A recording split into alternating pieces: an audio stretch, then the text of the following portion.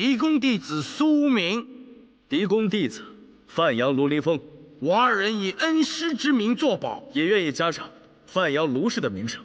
涉及承风寺之案，我们定会尽快侦破，澄清谣言，还法师清白，寺院清白，还请广孝法师相信我们。阿弥陀佛。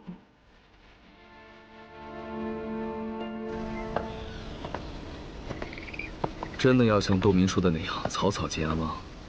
当然不能。那你今天缓兵之计而已。可现在五阳活不见人，死不见尸，我们手上没有任何线索。也不能这么说吧，我觉得线索挺多的。哎，那你倒是说说呀。哎呀，首先，若百变郎君没说谎，那武阳的衣服是怎么穿到被害女子身上的呢？也许那百变郎君的话根本不可信，是他从曲江再次救走武阳，继而把武阳杀害。你说的不无道理，都怪我情急之下，那一脚踹得太狠了。如今百变郎君一死，他的话就真假难辨了。哎，现在想来，就只能再验那女尸，辨其身份。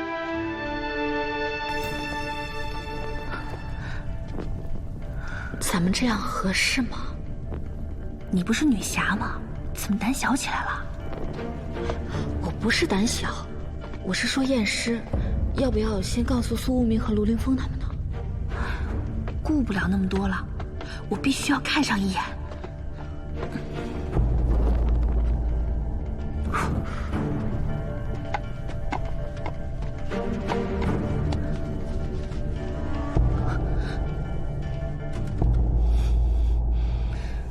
尸体不是武阳，绝对不是。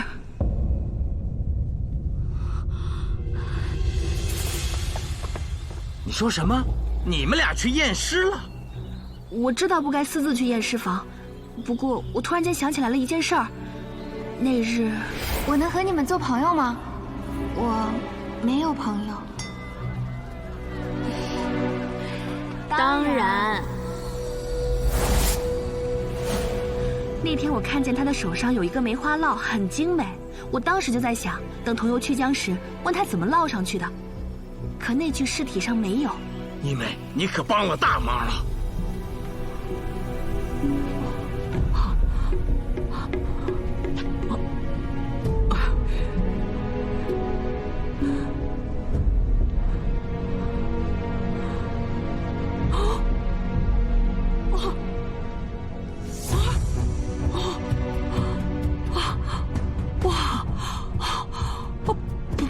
不是武阳，他不是武阳，我女儿武阳兴许还活着，她手上没有梅花烙，她不是武阳，不是。那你那天为何？我见她衣服和身形对上了，我就……那梅花烙是怎么来的？武阳6岁那年，有一日险些被人拐带，是我拼命追上去才把她抢下来的。我当下就问那人，你为何拐带我女儿？他说武阳像极了天后。我当时真是吓死了。我怕武阳再出什么危险，我就去求教道士。道士说，让我在武阳手的这个位置打一个梅花烙，这样武阳就会永远的锁在我身边。锁？他一个大活人，安能锁住我？再有，这么重要的线索，你如何疏漏？我这几日心乱得很，我一见尸体我就怪我。所以，人啊，无论何时，都需冷静。是。走吧，悉听遗训。你们让我怎么做得到？做不到也得做，也许只有照我说的做，才能找到关于武阳的新线索。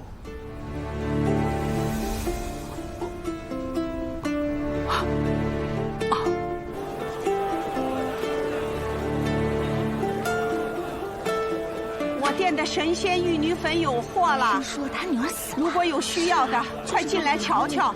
传的可厉害了，真的是啊。二位小娘子，本店的妆容用品最是好了，价格也公道。可曾听闻神仙玉女粉现在有货了？要不进来瞧瞧？好，走走走。来，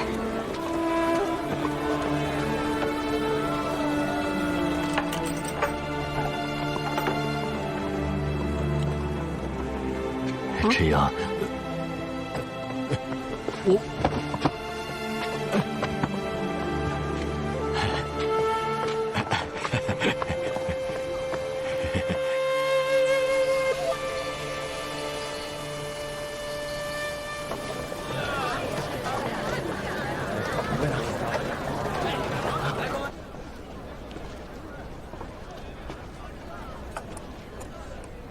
赤英大娘，阿木，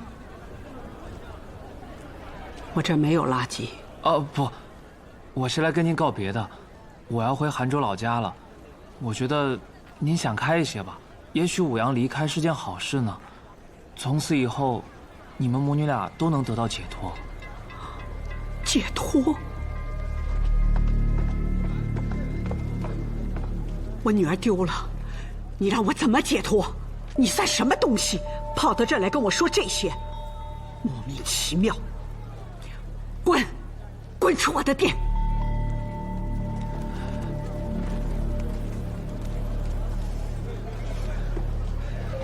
赤英大娘，阿木告辞。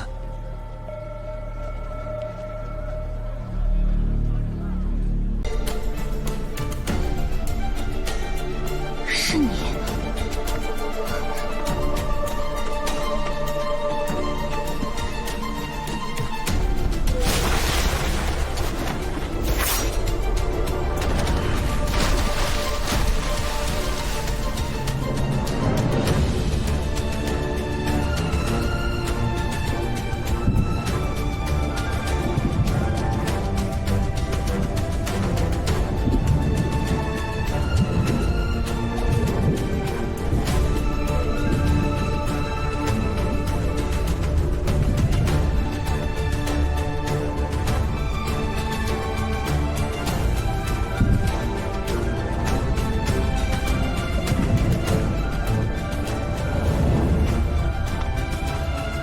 对不住了，二位姐姐。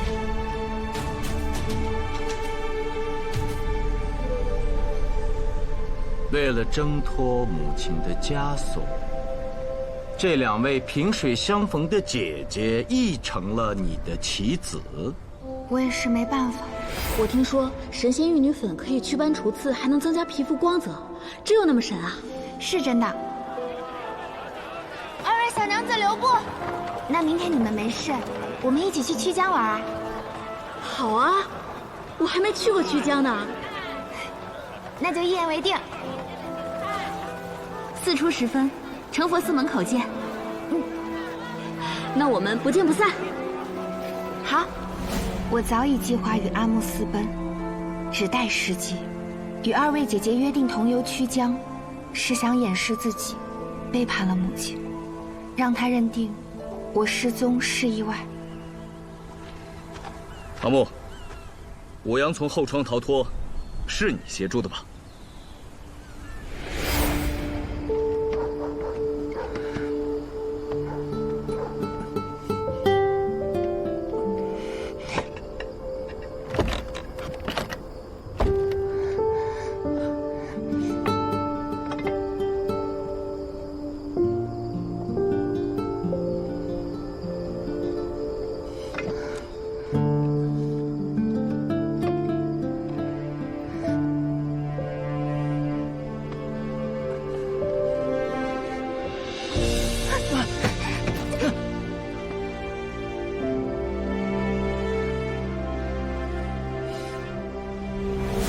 若当时就一走了之，也就没有后面的变故了。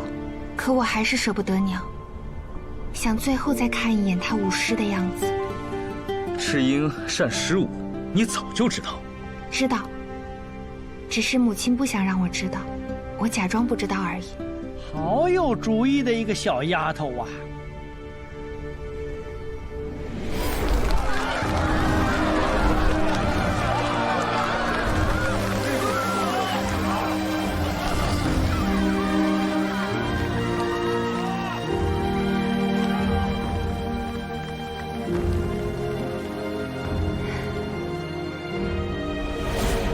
父亲曾是武库署监事，9品官而已，却仍被酷吏构陷，冤死狱中。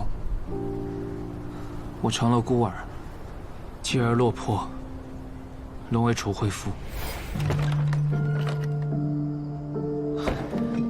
武阳，那个山人又让我给你带信了，你要听吗？我念给你听。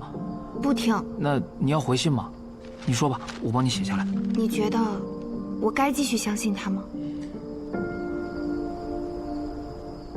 那人绝非是善雷。那你还帮他送信？收人钱财，就要守信吗？便也是无奈之举。就因为这个？就因为这个。那你走吧。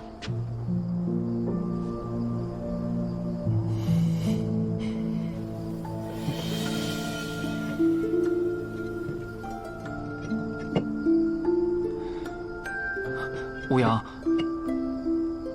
你别害怕，那奸人若要害你，我定会拼死保护。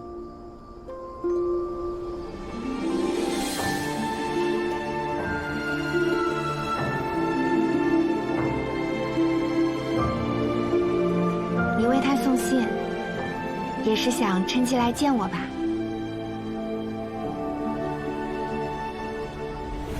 选择这种方式离开，是想让母亲以为我是被歹人劫走，这样他就只会去恨歹人，而不会去恨我这个他苦心养大、爱如珍宝的女儿。却没想到，竟然真的有歹人，还不止一个。俗话说，螳螂捕蝉，黄雀在后。而你们这是黄雀之后还有天敌，天敌之后还有猎手，而猎手之后尚有阿木。幸亏有阿木，始终在暗中保护我，一直没有放弃。阿木，你可知罪？啊？你在曲江救下武阳，不送他回家，视同劫持。是我不回，与阿木无关。阿木，我来问你，武阳身上的衣服是如何到另一女子身上的？这个，你屡次提供线索，却为何不报白药师行凶？阿木啊，那日我问你，白药师住在何处？你知道他家住在哪儿吗？就在永阳坊的土地庙旁边。当时你脱口而出，我便知道你去过他家。那是我的主意。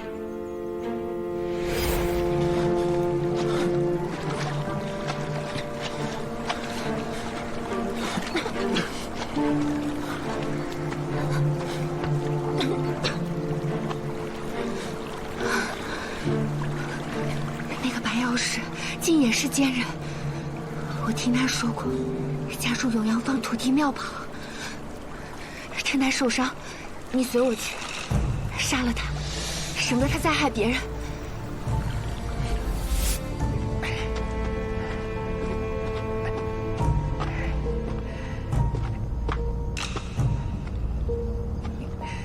我们就尾随他到了鬼市，一见那尸体，真的吓坏了。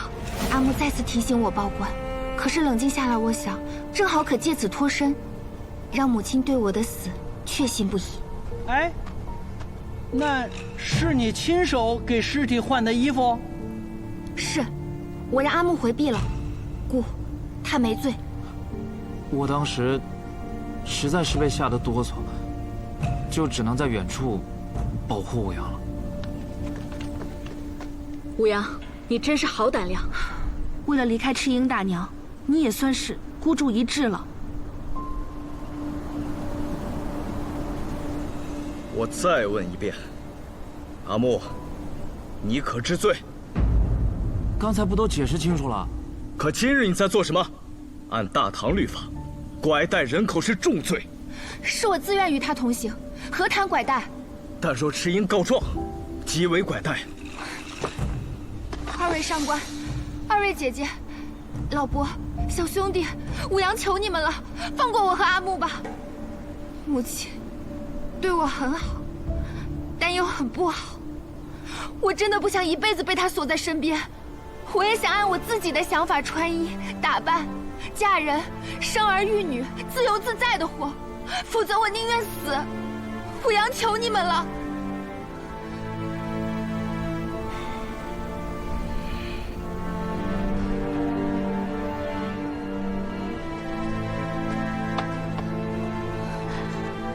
是个不认命的，倒有点像我。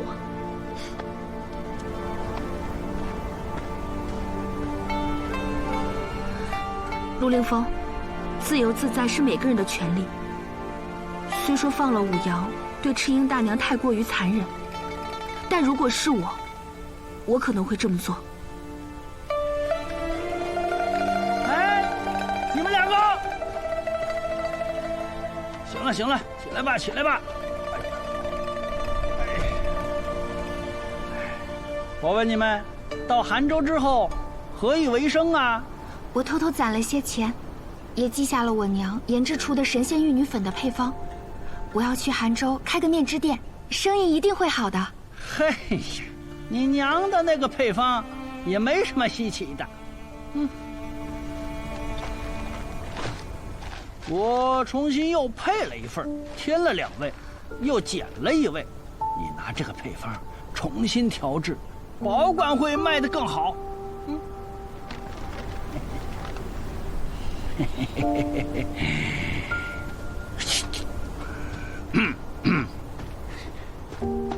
相信老费，他是神医，信得过他。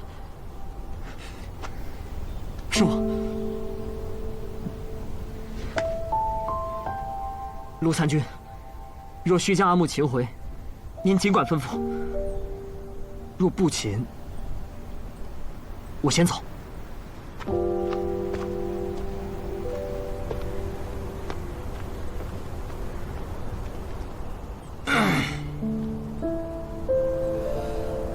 有一个猎户，孤身一人，进到终南山深处，发现一个庞然大物。此物体大如象，虎头、狮身、鹿角、羊须，尾巴很长，分很多节，末端分3叉。白泽？对了，你也认为是白泽，对吧？我，哎呀，这可是大事啊！那我得立刻上奏。先等等，白泽乃志怪书中所记，世间怎么可能真有？怎么没有？白泽图啊，驱妖辟邪用的。我大唐不是几乎家家都有一卷？所谓凶兽瑞兽，传说而已。那猎户是孤身入深山，本就处在危险和恐惧之中。再加上那深山常有各种不明气体，会使人神志不清，甚至产生幻觉，故猎户一家所言不足为信。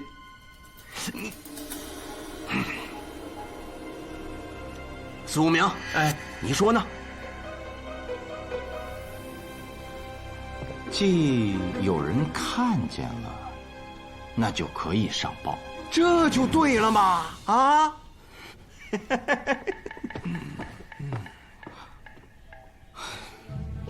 苏无名，你瞪什么眼睛，攥什么拳头？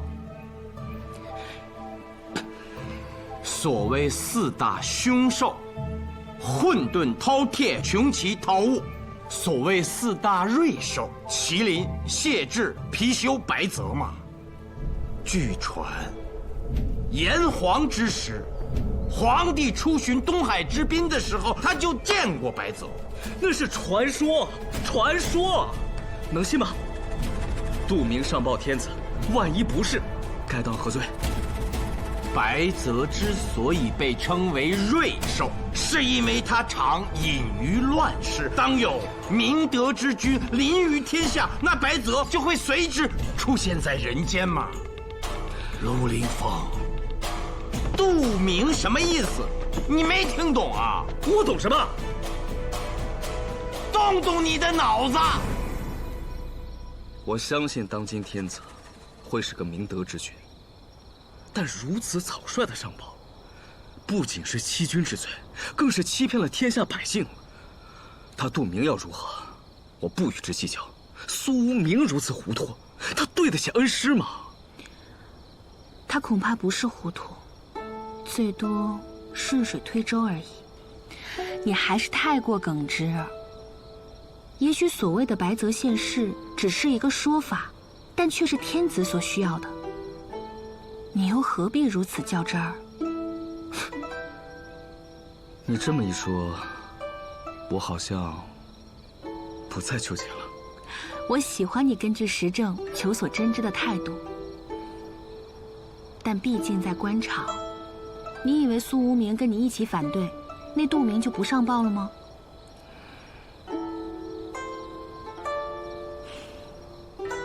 有些事，你还是要多听义兄的，他也是你的师兄啊，一直在帮助、保护着你。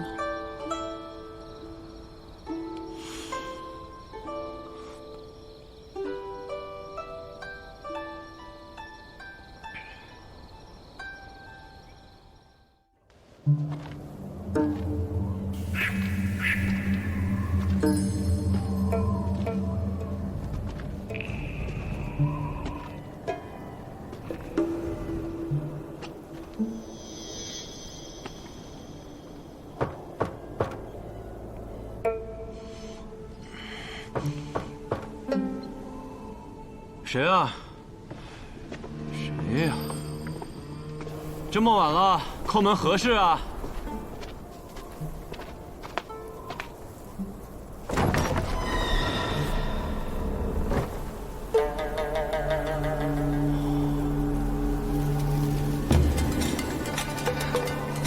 小女子欲往京城，却迷路于此，望得郎君指点。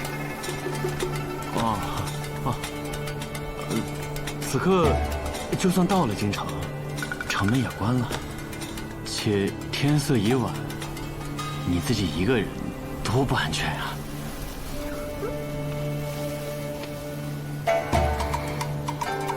那可怎么办呀？要不……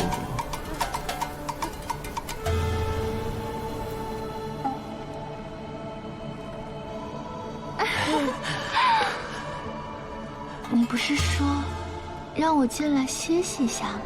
对呀，我说的是你我二人一起歇息。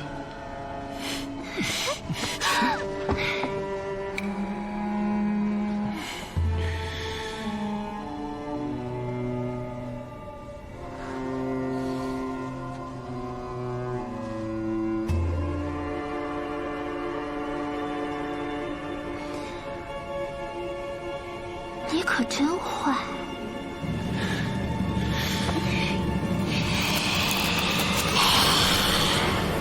什么意思？这美艳女子是什么人啊？你傻呀？没听出来？她就不是个人，不是人。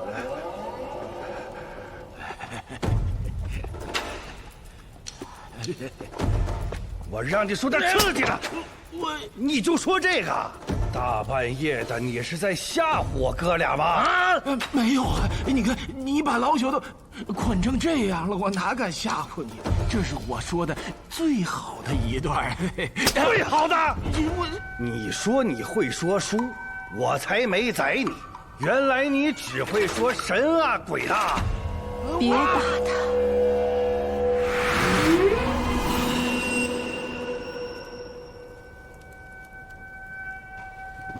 看什么？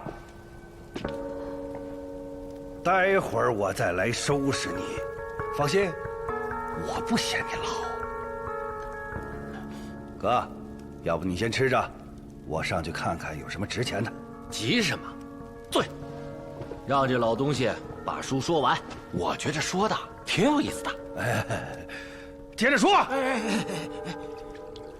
只见那迷路的女子刚要撕咬那书时，忽然发现，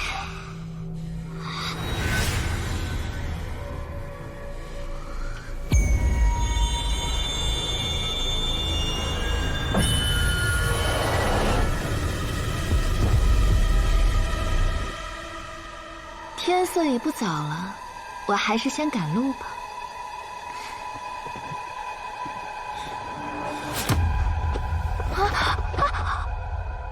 值此春宵，造什么？你也没有影子，你不是人。我当然不是人，你现在才知道，太晚了。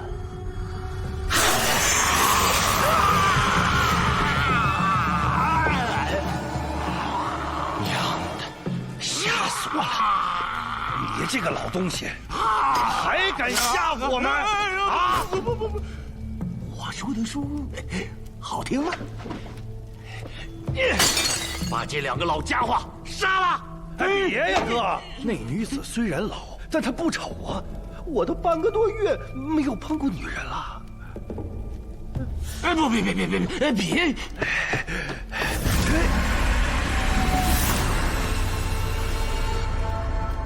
还愣着干嘛呢？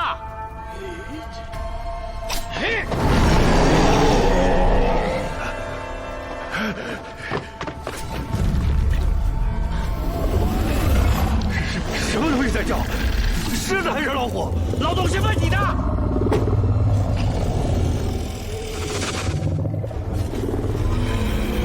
看这神像，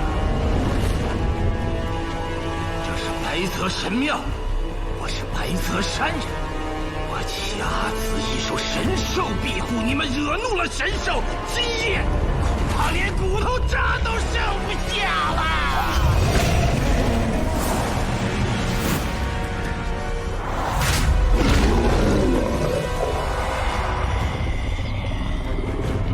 老东西，我砍死你！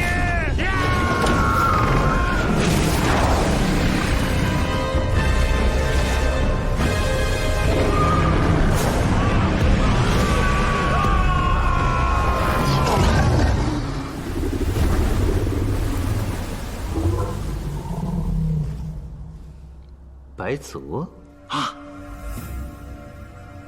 仅凭是猎户所见，便推断是瑞兽现世，过于草率了吧？其实这不是第一次有人在终南深处遇见白泽神兽了，只是之前的人都胆小，未曾看见神兽样貌，便仓皇逃走。直到这一次，才清清楚楚地看到它，虎头、狮身、鹿角为9节而3叉，正是白泽呀！啊，微臣原本也是拿不准的，便请教了苏无名。苏无名，你问他？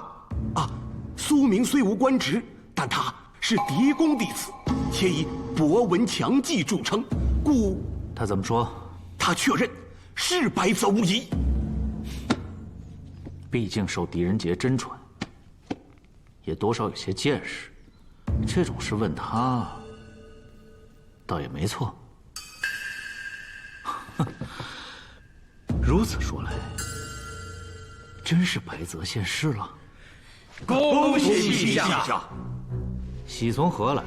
陛下，春秋中就曾记载发现麒麟，今白泽现世，此乃我大唐吉兆也。是啊，是啊，我听说世有明君则白泽现，如今天子才登基，就发现了瑞兽，啊，这说明陛下真是天选的英主啊！朕何德何能啊？当是太上皇明德所致。白泽出盛世志，臣以为当昭告天下。不急，白泽现世实为难得。朕是否当亲往中南，以求一见？不可，中南险峻，猛兽颇多。